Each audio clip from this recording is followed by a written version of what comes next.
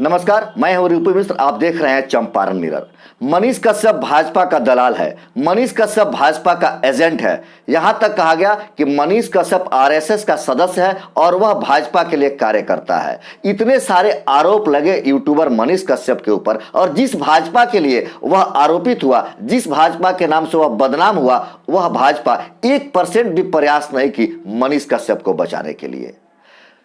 तमिलनाडु सरकार और बिहार सरकार ने मनीष कश्यप के ऊपर एनएसए लगाया, जबकि सुप्रीम कोर्ट ने दोनों सरकार से यह जवाब मांगा कि क्यों एनएसए लगाया गया। तो इस बात की से यह स्पष्ट होता है कि सुप्रीम कोर्ट भी एनएसए को लेकर के अभी असमंजस में थी कि क्या एनएसए लगाने के लायक इसने अपराध किया था या नहीं किया था। लेकिन वहीं भाजपा के तरफ से कोई भी व्यक्ति या कोई वकील इसको बचाने का प्रयास नहीं किया, जबकि केंद्र सरकार चाहती या भाजपा के लोग चाहते तो मनीष कश्यप के ऊपर से एनएसए हट सकता था। केंद्र सरकार को इतनी पावर है कि वह एनएसए को हटा सके या रद्द करवा सके। मनीष कश्यप के तरफ से वकील कोर्ट में अर्जी दिए और सुप्रीम कोर्ट में एनएसए हटाने की और अपने सभी केसों को क्लब करने की मांग करते रहे, लेकिन वहां एक शब्द भी कोई भाजपा के तरफ से बोलने वाला नहीं था, बचाने वाला नहीं था। तो आइए हम देखते हैं मनीष कश्यप की अब की नई अपडेट क्या है। अभी मनीष कश्यप के ऊपर एनएसए बरकरार रहेगा।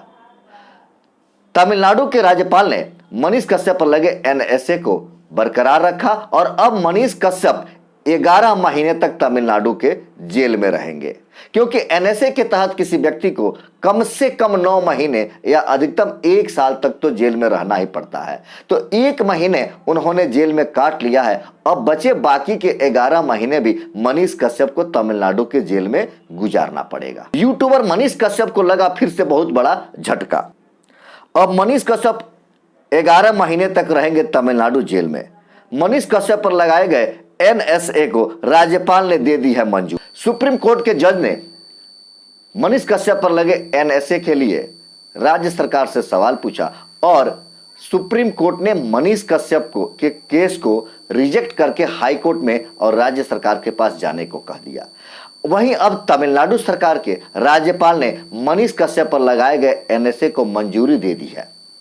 अब मनीष कश्यप की मुश्किलें बढ़ गई। इस पूरे मामले में राज्यपाल ने 6 मई को आदेश जारी किया था। आदेश के आधार पर जारी कई अधिसूचनाएं 12 महीने तक लागू रहेगा। एनएसए 5 अप्रैल 2023 को मनीष कश्यप पर लगा था। 5 अप्रैल 2023 को मनीष कश्यप पर लगा था एनएसए। अब तक मनीष कश्यप तमिलनाडु जेल में 1 महीना गुजार चुका है और अब बाकी के 11 महीने इसे इसी जेल में गुजारना होगा। तमिलनाडु में रह रहे बिहारियों के ऊपर हो रहे मारपीट को लेकर मनीष कश्यप के ऊपर फेक वीडियो बनाने और यूट्यूब पर अपलोड करने का आरोप लगा। इस प्रकरण में तमिलनाडु पुलिस ने कुल 13 एफआईआर मनीष कश्यप के ऊपर किया। 6 आरोपों में मनीष कश्यप को नामजद किया गया था। मनीष ने बिहार पश्चिम चंपारण के जगदीशपुर पुलिस थाने में सरेंडर किया था। 30 मार्च को तमिलनाडु पुलिस ट्रांजिट रिमांड पर तमिलनाडु ले गई। वह इसके पूरे प्रकरण को देखने के बाद मदुरई के डीएम ने मनीष कश्यप के ऊपर एनएसए लगाने की अनुशंसा की थी। उसके बाद सरकार के सलाहकार बोर्ड के पास यह मामला भेजा गया और बोर्ड ने माना एनएसए लगाना उचित है। बोर्ड के अनुसार बोर्ड के पास पर्याप्त उतनी जानकारी मिली कि जिसके आधार पर मनीष कश्यप के ऊपर एनएसए लगाया जा सकता है। तब 5 अप्रैल को एनएसए यानी कि राष्ट्रीय सुरक्षा अधिनियम 1980 के धारा 3-4 के तहत सरकार का आदेश लागू हो गया। बता दें आपको कि मनीष कश्यप को सबसे बड़ा झटका सुप्रीम कोर्ट से लगा था, जब मनीष कश्यप की ओर से सुप्रीम कोर्ट में अर्जी दी गई और उस मुकदमे की सुनवाई करते हुए एनएसए हटा दिया जाए और सभी केसों को क्लब कर दिया जाए, जमानत दे दिया जाए। इस पर मनीष कश्यप के वकील मांग कर रहे थे, जबकि सुप्रीम कोर्ट के जज ने इसे रिजेक्ट कर दिया और उन्होंने राज्यपाल के पास, राज्य सरकार के पास हाई कोर्ट में इस मामला को भेज दिया और तमिलनाडु के राज्यपाल ने एनएसए को उचित बताया। अब मनीष कश्यप की मुश्किलें और बढ़ गई हैं। अप्रैल को लगा था और तब से वह जेल में है। तो 1 महीना बाद यह 6 मई को इस तरह की के बाद घटना घटी है। यह निर्णय लिया गया है राज्यपाल के द्वारा कि मनीष कश्यप पर लगाए गए एनएसए सही है। तो अब कुल मिलाकर के मनीष कश्यप 11 महीने तक तमिलनाडु के जेल में रहेंगे।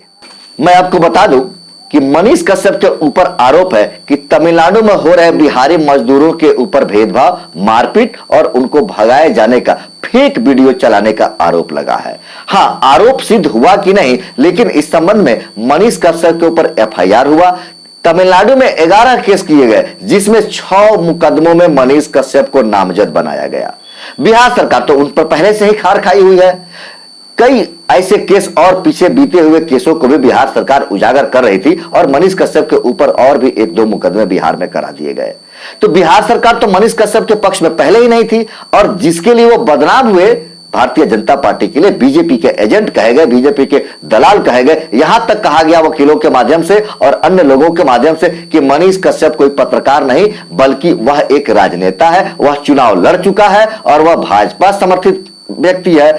इस परिस्थिति में मनीष कश्यप को जेल में ही रहना चाहिए, उसे समाज में बाहर नहीं छोड़ा जा सकता है। उस भाजपा जिसके लिए मनीष कश्यप इतने बदनाम हुए, जिसके लिए मनीष कश्यप को इतनी परेशानियां झेलनी पड़ी, आज वह भाजपा बिल्कुल मूक दर्शक चुप बनी हुई है। कोई भी भाजपा के तरफ से उनके पक्ष में नहीं आया। यहां तक कि सुप्रीम कोर्ट में भाजपा के तरफ से कोई वकील उनके मनीष कश्यप के लिए बोलने को तैयार नहीं हुआ।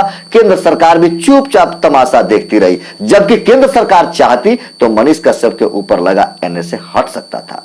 केंद्र सरकार को इतना पावर है कि वह एनएसए को हटा सकती है, रद्द भी कर सकती है। आपको एक और बात बता दूं, कुछ ऐसे यूट्यूबर्स हैं जो हर 2 दिन पर इस तरह के वीडियो अपलोड करते हैं कि मनीष भैया की जमानत हो जाएगी, वह जल्द रिहा होंगे। सुप्रीम कोर्ट के जज ने तमिलनाडु सरकार को और बिहार सरकार को फटकार लगाई है। यहां तक कि उनके वकील भी कहते दिखते हैं कि बहुत जल्द हमें मिल जाएगी राहत, हम बहुत जल्द मनीष कश्यप का जमानत करा लेंगे। तो मैं आपको बता दूं कि इस तरह के जितने वीडियो अपलोड किए जा रहे हैं वह सिर्फ और सिर्फ लोगों को बहकाया जा रहा है, लोगों को अंधकार में रखा जा रहा है, जबकि सच्चाई यही है कि मनीष कश्यप के ऊपर तमिलनाडु के राज्यपाल ने एनएसए को उचित ठहराया है और अब उनके ऊपर एनएसए लग गया है। तो इस तरह से मनीष कश्यप अब 11 महीने तक वहां जेल में रहेंगे। उसके बाद ही मनीष कश्यप की कुछ हो सकती है जमानत, रिहाई या अन्य केसों को क्लब करके, जो कहीं एक जगह क्लब करने की बात है वो सब उसके अब बाद ही हो सकती है। हां, हालांकि मनीष कश्यप का कहना है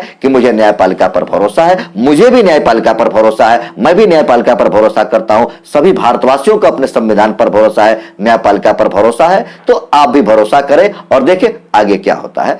मुकदमा है, कुछ भी हो सकता है, कभी भी सुप्रीम कोर्ट, हाई कोर्ट का मूड बदल सकता है। न्यायाधीश क्या उचित समझते हैं, जो भी उचित समझेंगे उसका निर्णय मिलेगा और हम सब उस निर्णय का स्वागत करेंगे। आप बने रहे चंपारण मिरर के साथ। धन्यवाद।